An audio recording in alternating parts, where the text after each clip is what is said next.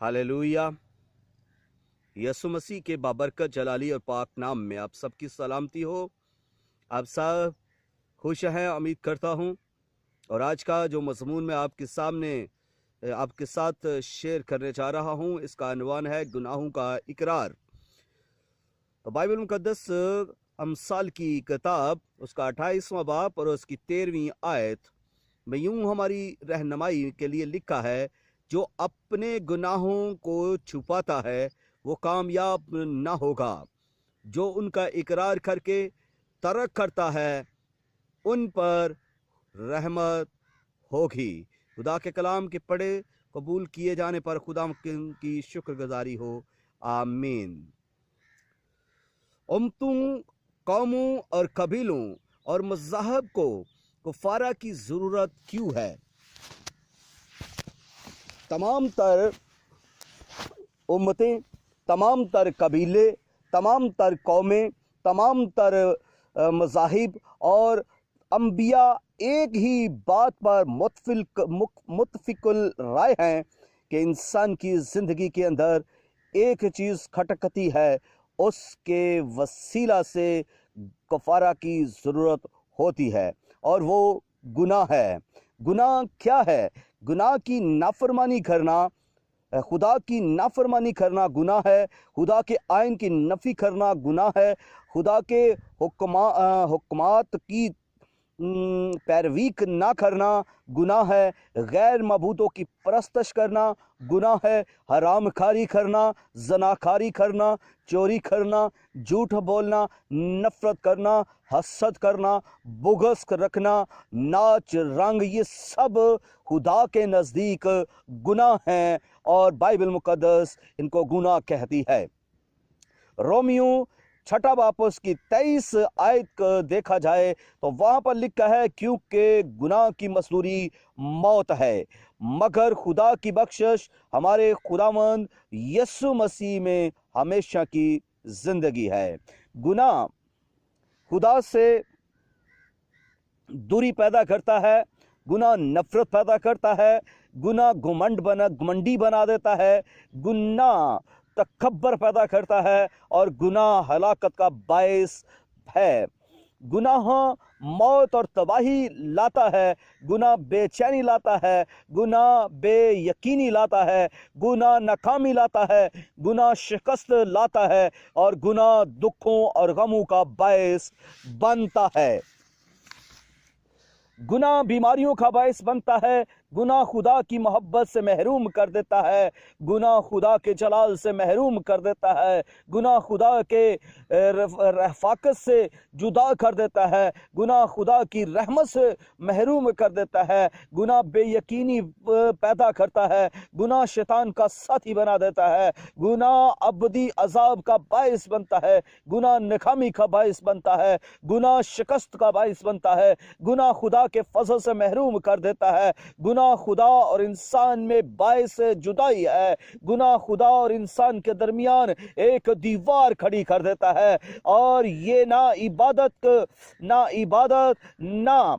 कुर्बानी, ना बकरे, ना छतरे, ना रुतबा, ना दौलत, ना चर्च, ना कलीसिया, ना खदाम, ना पोप, ना बिशप, ना पादरी, ना पाऊ, ना कोई रसूल, ना नबी, ना मुबशर, ना उस्ताद, ना पीर, ना फकीर, ना मुहद्दत, ना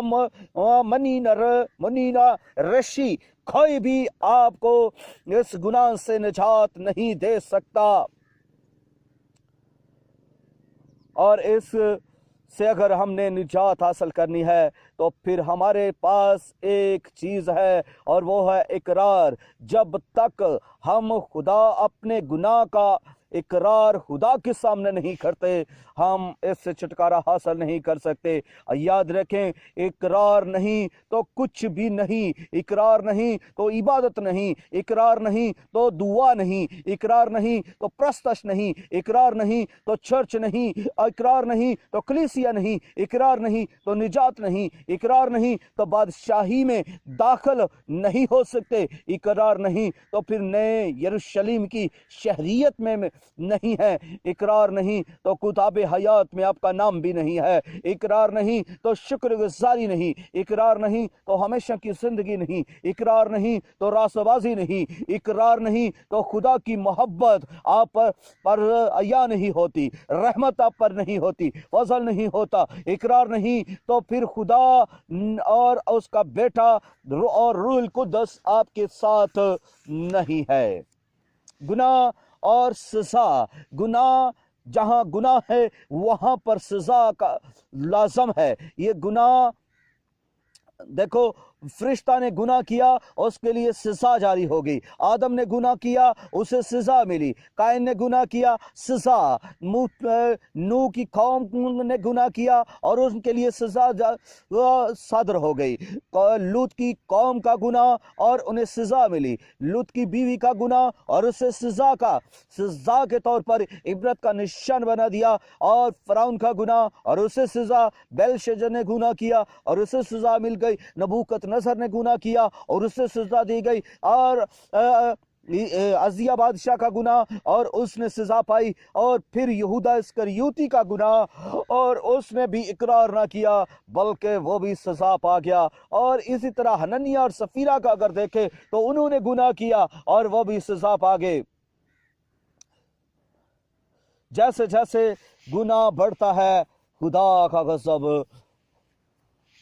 بڑھتا ہے، خدا کا غصہ بڑھتا ہے۔ نوح کی قوم کا گناہ آسمان کو چھونے لگا اور لوط کی بیوی کی بدکاری آسمان تک پہنچ گئی، نوح کی قوم کی بدکاری جو ہے وہ آسمان تک پہنچ گئی، اور خدا نے نوح کی قوم کو برباد کر دیا، خدا نے لوط کے زمانے کے لوگوں کو برباد کر دیا، اور اسی طرح نینوا کے لوگوں نے گناہ کیا اور ان کا بھی آسمان کو ہلانے لگا ان کا گناہ، تو خدا نے نینوا کے لیے جو منادی کے لیے جس شخص کو بھیجا، جب اس نے منادی کر لی تو پھر انہوں نے جب توبہ کر لی، جب اقرار کر لیا اپنے گناہ کے لیے، جب وہ رونا شروع ہو گئے، کرلانا شروع ہو گئے، ٹاٹ اوڑ لیے، روزے کی حالت میں آگے گر کے زمین بوس ہو گئے اور سجدے کی حالت میں آگے، تب خدا نے ان کے اس گناہ کو معاف کیا، اور جب انہوں نے خدا جب گناہ معاف کر دیتا ہے تو پھر بحال بھی کر دیتا ہے، اور اسی طرح سمسون کا گناہ ہے اور اس نے اقرار کیا، خدا نے اس کو بحال کیا، داؤد کا گناہ اور اس نے اقرار کیا، اور پترس نے 3 بار انکار کیا تھا اور پھر وہ اقرار کر کے خدا ان کے چلتا رہا، اور صلیب پر ڈاکو کا اقرار دیکھیے، یوحنا پانی کا نبی کا اقرار اور پھر ایک گناہ تھا اور نافرمانی کے سبب سے وہ ادھر گیا اور اس نے اقرار کر کے پھر بحال ہوا۔ نینوا کے لوگوں کا گناہ اور اقرار اور کر لیا انہوں نے، بے انصاف قاضی کا اقرار ہے کہ اس نے کہا کہ میں تو نہ خدا سے نہ کسی اور سے ڈرتا ہوں، تو بھی میں اس کا انصاف کروں گا۔ اسی طرح 12 برس کی روگن نے ایمان اور اقرار کا ایک اظہار کیا، زاکائی نے اقرار کیا اور وہ نجات پا گئے۔ اقرار خدا کے سامنے کرنے کی ضرورت ہے، کسی غیر معبود کے آگے نہیں، سب کو توبہ اور اقرار کرنے کی ضرورت ہے، کیونکہ بائبل مقدس بیان کرتی ہے کہ سب نے گناہ کیا اور خدا کے جلال سے محروم ہوئے۔ گناہ کی مزدوری موت ہے، گناہ کی مزدوری موت ہے، گناہ ہلاکت پیدا کرتا ہے، گناہ بے چینی، بے ترتیبی، کمزوری اور بیماری پیدا کرتا ہے، گناہ خدا کے نزدیک نہیں آنے دیتا، گناہ کامیاب اور فتح مند نہیں ہونے دیتا، گناہ برکت اور سرفرازی کو روکتا ہے۔ اس لیے گناہ کو چھوڑیں، گناہ کو ترک کر دیں، گناہ سے بھاگیں اور خدا کی طرف پھریں۔ اپنے گناہوں کا اقرار کرنا ہمارے لیے خدا کی نزدیکی ہے، گناہ کا اقرار کرنا خدا کی رحمت ہم پر ہوگی، اور گناہ کا اقرار کرنے سے ہم خدا کے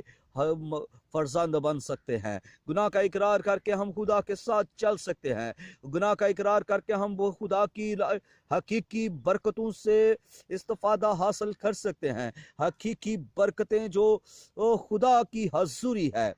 خدا کی معموری ہے، خدا کی بخشش ہے، خدا کا فضل ہے، خدا کا اطمینان ہے۔ حقیقی برکتوں سے ہم خدا میں زندگی بسر کر سکتے ہیں۔ اس لیے عزیزو، آج ہمارے پاس یہ وقت ہے کہ ہم اپنے گناہوں کا اقرار کر کے خدا کی حضوری میں چلیں تاکہ اس کی رحمت ہم پر ہو۔ خداوند اس کلام کے وسیلہ سے ہم سب کو بڑی برکت دے، آمین۔